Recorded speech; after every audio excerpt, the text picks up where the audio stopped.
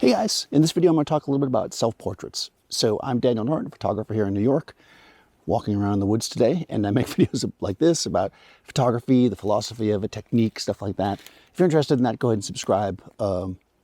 So I got thinking about this because, we're all kind of in this situation where we have to do social distancing, and maybe some of you are in a situation like me where I'm not really around anybody. I live alone, so and I'm a portrait photographer, so I find myself doing other types of photography, which is fun and kind of engaging, but I miss doing portraits, right? Portraits are what I do. So I've thought about it, and I think I'm going to do a video on making self-portraits. But I thought this video, though, I'll talk specifically about different kinds of self-portraits. So there's all different types of self-portraits, obviously, but I'm going to kind of narrow it down to a few things that I see that are pretty common. Number one is the portrait that photographers take of themselves because they're kind of testing light, and then it's like, oh, I look pretty good there, so I'll just keep that picture. It's clear it was probably for a photo shoot for something else, and they're just posing in this perfectly lit light. They're perfectly posed, basically like they're going to shoot a model, and they stand in that same light, but it's kind of from a shoot, right? So I've definitely had some portraits I've used of myself that were from shoots like that. Even in the sense that when you do that, if the assistant takes the picture, it still kind of is a self-portrait in a sense, because you're kind of stepping into your light and doing it. So there's that style. There's also the style where you just needed to make a good picture of yourself for something. A magazine needs a picture of you, or you want to update your LinkedIn profile or whatever, and you're a photographer, so why not do it yourself? So again, it's more like a setup shot, but you're setting it up for you, which I think you can definitely tell the difference, right? Those are all the ones where the photographers have their camera. And then there's a self-portrait that's more introspective. These types of self-portraits, oftentimes you get them shot by people who shoot a lot of self-portraits. That's what they do, where they're kind of putting themselves in different scenes, or they're, creating not necessarily an image that's reflecting them, but maybe there's some kind of feeling, or they're kind of making a statement with it. Or it could be, I've definitely seen photographers do those ones where they take a photo of themselves every day, again, trying to show the passage of time. Something that's a little bit more than just showing a photo, right? Because there's one thing there's a difference between just showing what something looks like and kind of making a statement about it, or trying to make a statement. I think we always make a statement, and I'll say that, and I say that a lot.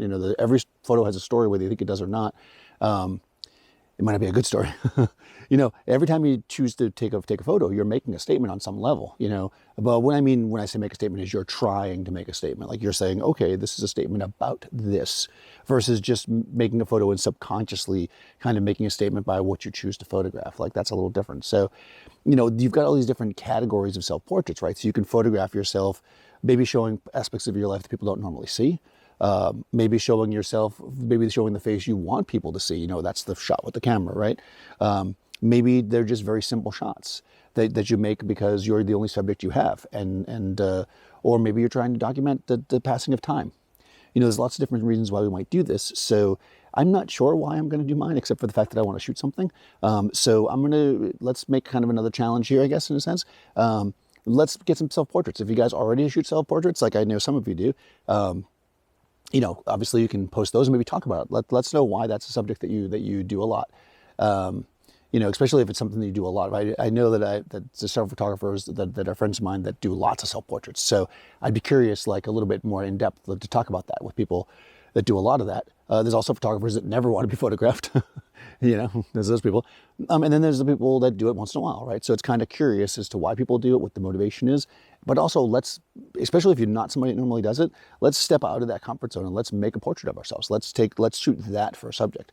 Choose yourself as a subject and create a portrait. Either create something that is just a standard, I don't mean that in a negative way, but some lighting that you might do for somebody else and just sit in and do it.